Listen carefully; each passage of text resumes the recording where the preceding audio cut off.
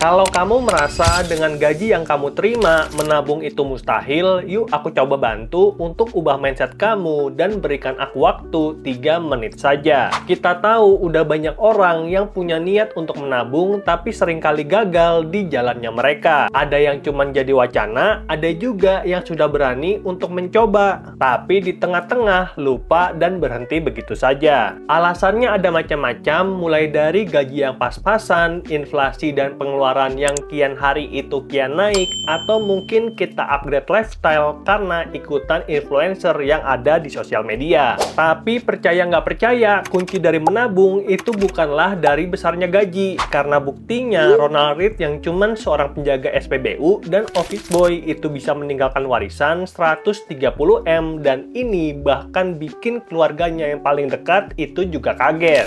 Dan walaupun aku belum sebesar itu, tapi udah on track, dan makanya pada video kali ini aku mau bagi 3 strategi kecil yang bisa bantu kita menabung bahkan dengan gaji yang pas-pasan. Dan strategi yang pertama, jangan naikin lifestyle. Walaupun tahun ini kamu ada promosi dan gaji kamu jadi ikutan naik, nah usahakanlah untuk pengeluaran tetap di level yang sama sebelum dengan gaji naik. Karena banyak banget cerita, pas income baru naik sedikit, orang-orang langsung beli handphone atau motor baru, atau liburan yang lebih mewah. Jadi meskipun gajinya itu sudah naik, tapi di sisi lain saldo tabungannya nggak bertambah sama sekali. Makanya kamu bisa pakai fitur nabung otomatis untuk ngambil kenaikan gaji kamu dan dipindahkan langsung ke deposito, reksadana, atau bahkan saham. Jadi dengan begitu, uangnya nggak bakal sempat kepakai dan saldo tabunganmu akan terus bertambah. Lalu strategi yang kedua, jaga fixed cost itu tetap rendah. Jadi dalam ilmu financial planning itu ada 2 pengeluaran, satu yang fix, satu yang variabel atau berubah-ubah. Dan fixed cost itu pengeluaran yang wajib kita bayarkan setiap bulannya, seperti premi asuransi, paket data, token listrik, sampai cicil KPR. Jadi ini semua yang wajib kita keluarkan dalam keadaan apapun. Sebagai contoh, walaupun kami sudah punya rumah sendiri, akhirnya kami putuskan untuk pindah ke rumah orang tua supaya lebih hemat. Bahkan sekarang aku lagi mikir untuk jual rumah tersebut karena ternyata walaupun nggak ditempati, pengeluaran dan biaya perawatannya itu juga sangat tinggi. Jadi di sini kalau fixed cost untuk rawat rumah tersebut itu berkurang, maka cash flow-ku akan semakin lega dan aku jadi nyaman untuk ngapa-ngapain. Tapi ingat, setiap pilihan dalam hidup ini itu pasti ada konsekuensi. Kalau kita milih untuk tinggal di rumah sendiri dan ambil KPR, maka kita harus siap untuk nyicil tiap bulan. Dan kalau kita milih untuk tinggal di rumah orang tua ataupun mertua, ya kita harus bisa adaptasi agar cocok dengan lingkungannya.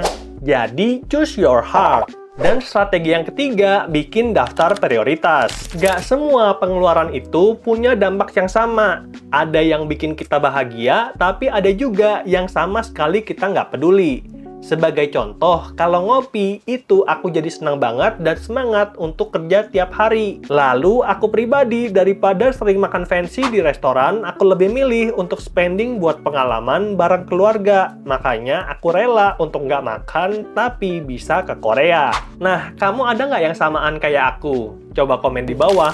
Jadi ingat ya, kalau yang namanya menabung, jangan sampai bikin kamu sengsara. Karena seharusnya uang itu bukanlah yang kita kejar, melainkan alat bantu kita agar bisa lebih bahagia. Dan kalau kamu lagi burnout, mikirin tentang keuangan, kamu bisa pilih untuk mulai satu langkah kecil, entah untuk nahan lifestyle kamu, atau nurunin fixed cost, atau buat daftar prioritas. Lalu yang terakhir, jangan lupa untuk jalankan sistem otomatis agar tabungan kamu terus bertambah. Dan aku udah ajarin caranya nabung otomatis ke reksadana, tabungan falas, atau bahkan saham di channel ini. Jadi pastikan kamu subscribe dan sampai jumpa di video berikutnya. Bye!